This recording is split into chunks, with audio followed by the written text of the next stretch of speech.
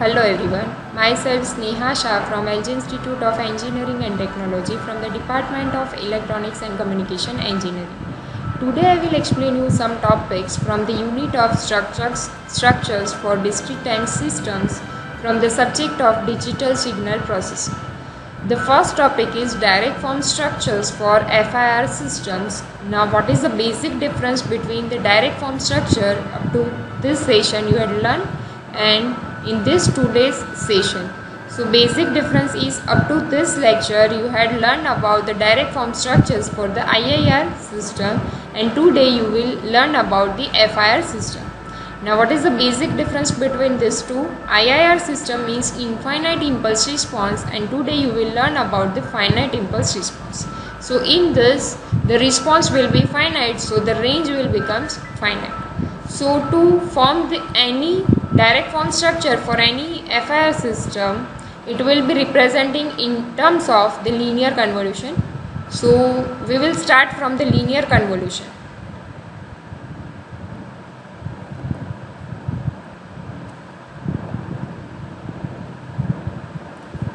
So starting from the equation of linear convolution, we will write y of n equals to x of n convolved with h of n. This can be also written like h of n is convolved with x of n. Now we will write the equation based on this, then it will representing as summation of h of k x of n minus k, and the range of summation is k equals to, generally we will take the range of it equals to minus infinite to infinite. Now today you have to design a direct form structure for FIR system, right? So this range will convert into some finite range. So suppose if I am taking for m number of samples, if I am writing this system response, then the term will becomes like this: y of n equals to summation k equals to 0 to m minus 1. Starting from 0, so up to m minus 1, we will taking the summation of all this term means h of k into x of n minus k. Now in this equation, if we are putting the value of k, then this term will representing as h of k equals to 0. So h of 0 over here, if I am writing 0, then it will representing as h of 0 x of n plus h of 1 x of n minus 1 plus up to the last term is, if I am taking k equals to m minus 1, then this term will representing as h of m minus 1 x of n minus m minus 1. So minus minus it will consider as plus 1. So this is the final answer of y of n. Now we have to form the direct form structure from this equation.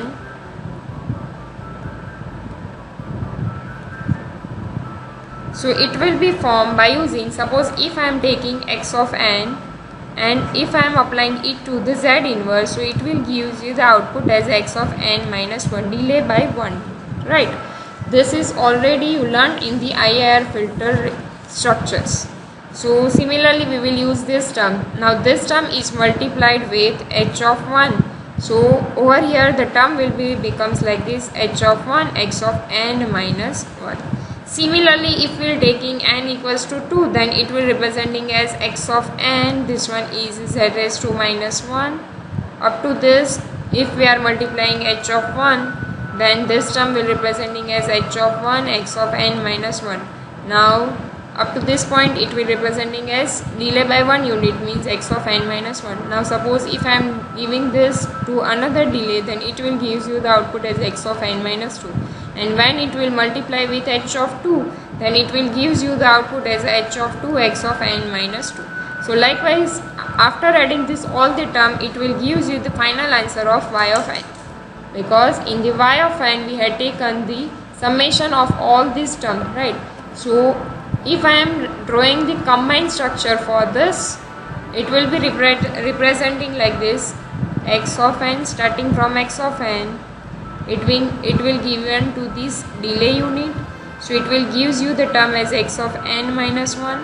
Now this will be given to the another z inverse, so it will gives you the output of x of n minus 2. Up to the last term delay unit z inverse, it will gives you the answer as x of n minus m plus 1, which is our required. Now x of n is multiplied with h of 0. So it will gives you the output as x of n into h of 0. It will be added with h of 1 with x of n minus 1. So this 2 gets added. So over here we will use simple adder sign. Similarly, this term will multiply with h of 2. It will be added with this term. So this 2 gets added by using this adder. This one is up to m terms. So the last term will representing as h of m minus 1. This will be added with this term. So adder will be over here. So it will gives you the output as a y of n. So over here we have representing output and over here we have taken input. So this one is the direct form structure of any FIR system. Means we had directly drawn this structure. There is no need of derivation of any term. So this structure is considered as direct form realization of FIR system. Now the next type of structure is cascade form structure for the FIR system. To represent cascade form,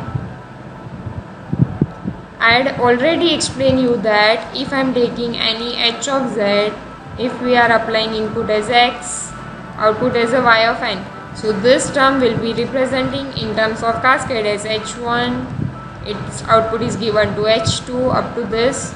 So suppose if I am taking input as x of n, so this combinedly considered as h of z. So if I am writing h of z, its value equals to h1 into h2 if we are taking it in terms of cascade. So h1 of z into h2 of z, it will gives you the final answer of h of z. So the original term h of z will be representing in terms of multiplication of these two terms, and from that we will draw this cascade form structure for this FIR system.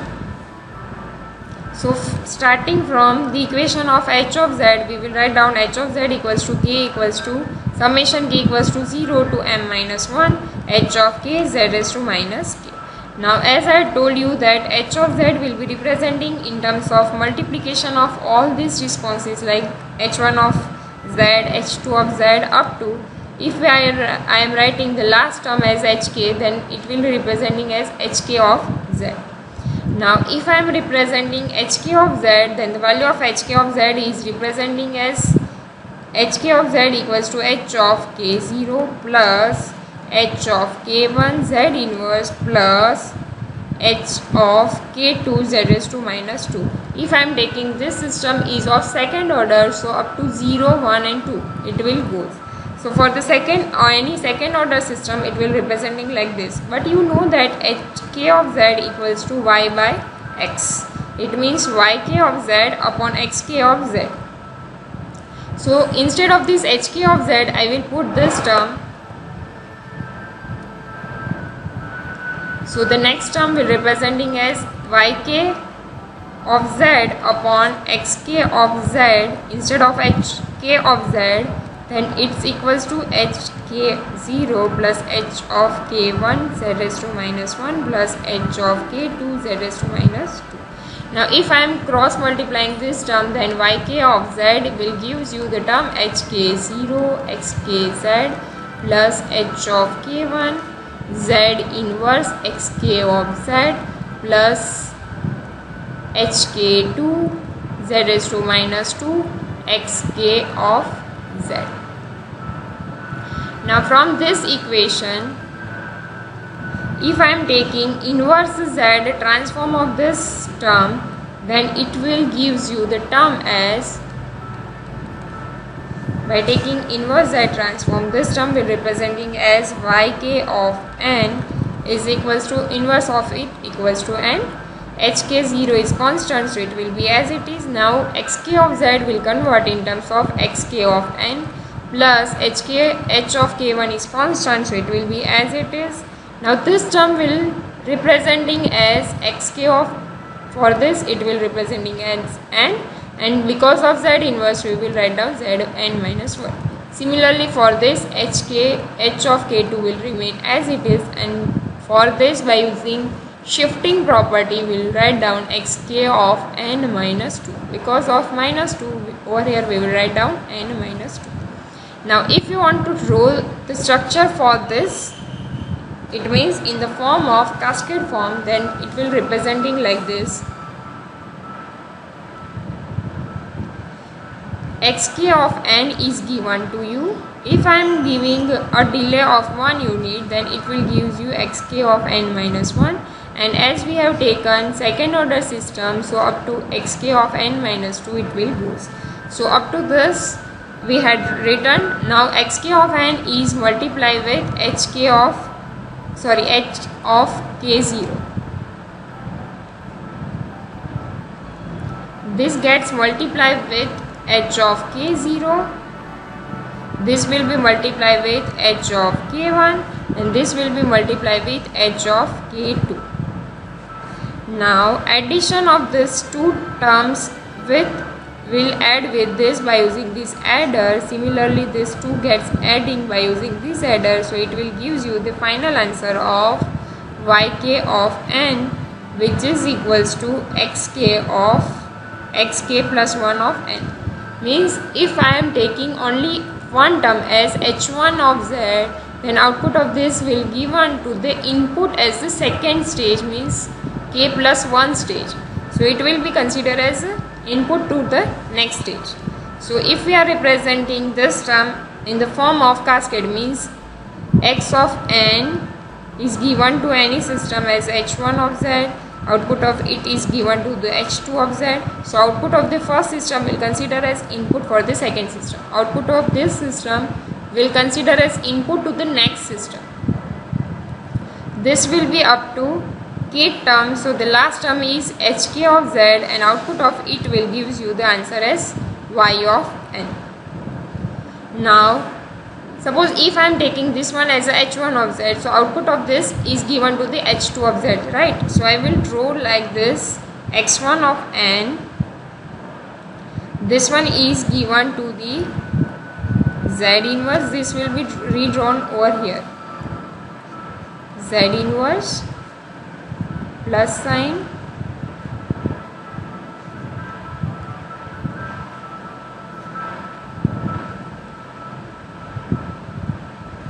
now you can see that this one is the first input, so instead of this I will write down h1 of 0, this term is h1 of 1, and this term is h1 of 2. Now from this the output is taken as y1, first stage output, means y1 of n, which is considered as input to the next stage. This one is 1, then 1 plus 1 means 2, so it will be input for the second system, right? So from this we are applying this as an input to the second system. So up to this one is considered as h1 of z, it means first stage. Now from this we will take it as a second stage, means h2 of z. Now over here also we are taking the same terms like z inverse, its output, this will be gets added with this term, these two terms will also added, and from this we are deriving the next one. So over here the second system is there, then we will write down h2 of 0, h2 of 1, and this one is h2 of 2, and up to which number we have to take. So this way we will multiplying this form h1 of z, h2 of z, and from that we are combining these terms as cascade form structure. Now the next topic is linear phase FIR structure. I had already explained you linear phase response in the third unit. So if we are taking linear phase response system of any FIR filter, then its condition is FIR filter has linear phase if it satisfies the following condition, and the condition is h of n equals to h of m minus 1 minus n. Over here we have taken n equals to 0, 1, 2 up to m minus 1, in which m is number of samples. Now if we are taking z transform of this, means h of z, if we are finding it for any FIR filter, then it will representing as the range is 0 to m minus 1, h of n z raised to minus n, right. Now in this equation, if we are dividing this part into two parts as m by 2 minus 1 to m by 2 to m minus 1, then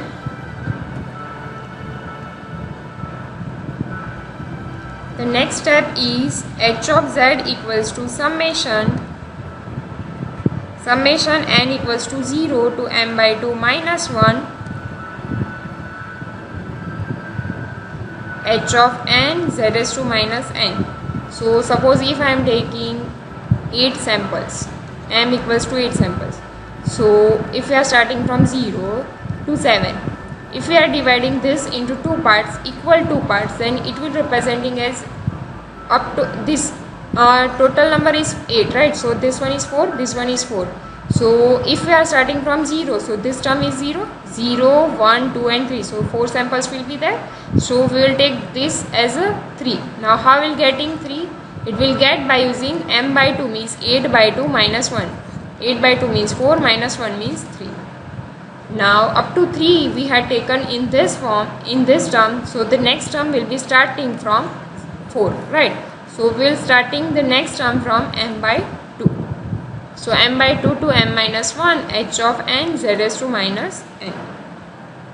Now as we have considered the linear phase response, and if we are applying the condition of linear phase, then we can say that h of n equals to h of, then we will write down h of n equals to h of m minus 1 minus n, right. So from this equation we can say that n equals to m minus 1 minus n. These two should be equals to with each other. So from this, if we will finding the final value of this, from this we will finding the range of this term. So this n and this n both will be same, so we will differentiate it by taking the new n double dash. So from this, when we will taking n equals to m by 2, so over here if I am taking m by 2, then the value of n equals to m by 2 minus 1. So m by 2 is equals to m minus 1 minus n. M by 2 goes over here, n goes over here. So m minus m by 2 means m by 2 minus 1. Similarly, when we are taking, this one is for m by 2, and now we are finding for m minus 1. So when we are taking n equals to m minus 1, then the new value of n equals to 0. So this range will change from m by 2 minus 1 to 0.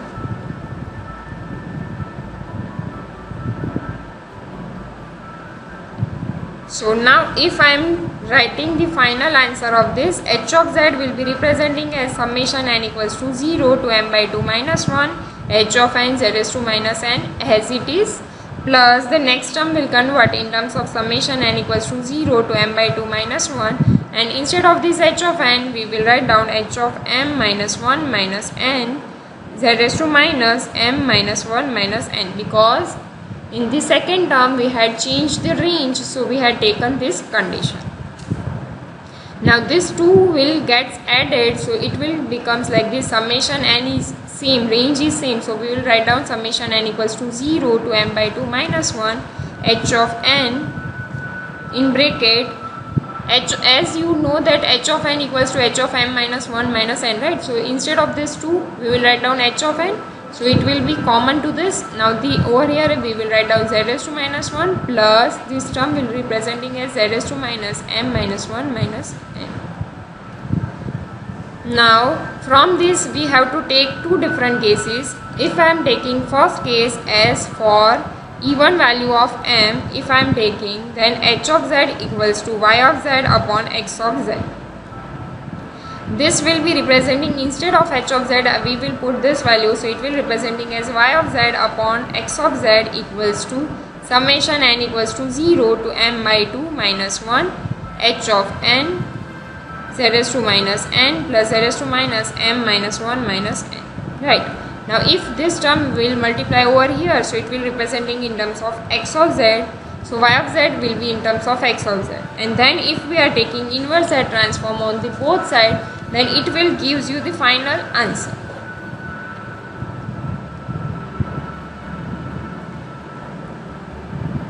So its final answer is y of n equals to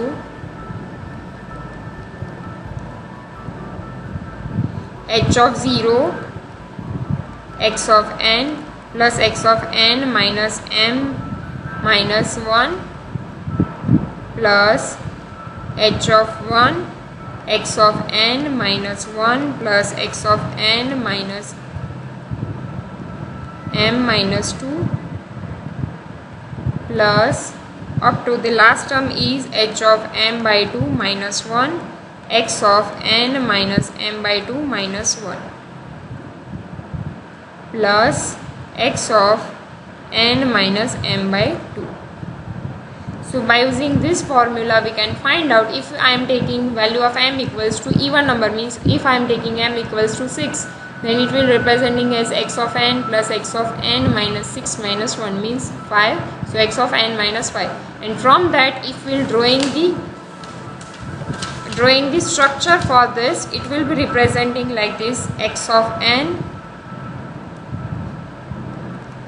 z inverse. Now in this h of 0 will multiply with this two term, right? So directly we will finding this two term x of n and x of n minus 5. It means for that if I am giving the delay of 1, then it will representing as x of n minus 1. This one is z inverse. So over here the delay is x of n 2 means x of n minus 2. Now suppose if I am giving the delay, then it will representing as z inverse means x of n minus 3. Another one delay, then it will gives you the term x of n minus 4. This will be giving in the delay unit, so it will gives you the answer of x of n minus 5. So for if we are taking for m equals to 6, so over here it will consider as 6 minus 1 means 5, so x of n minus 5. So this x of n will added with x of n minus 5. So over here we will use one summing point, will add this two term, this term with this term, and if this gets multiplied with h of 0, so it will gives you this term. Similarly, now we want to find out h of 1 into this. So x of n minus 1 will get with added with x of n minus 4. So over here x of n minus 1 will be add with x of n minus 4, and output of this will be given, it is multiplied with h of 1, and sum of all these terms means over here we will add this summation. So sum of all these terms will gives you the answer of output y of n, right? So over here I am writing y of n. Now the last term will representing as x of n minus 2 will be added with x of n minus 3. So this 2 will be sum, and output of this will get multiply with h of 2. This will be added with these 2 points, so it will gives you the final answer of y of n. Similar way we can find out for odd number also. Now the last topic is effects of coefficient quantization. Now what is the effect of quantization coefficient? If we will finding quantization, then for approximation it has some coefficients, and if we will take any DSP kit, it has some predefined input and output bits. So for that, to fit in this predefined input and output pin, we have to reduce the number of coefficient. So for that it will gives you the coefficient error. So the maximum error in this coefficient value will be representing as minus 2 raised to minus b plus 1, and in between 2 raised to minus b plus 1. So error of it will be in this range. Now if we are finding the error in the frequency response, it will be representing that EH of n into e raised to j omega n. It will gives you the frequency response of this system. Now how we can reduce this coefficient quantization error? By using single pole or double pole representation of any system, and by taking the truncation we can do the round off of it. So because of round off we can reduce the quantization error. Thank you.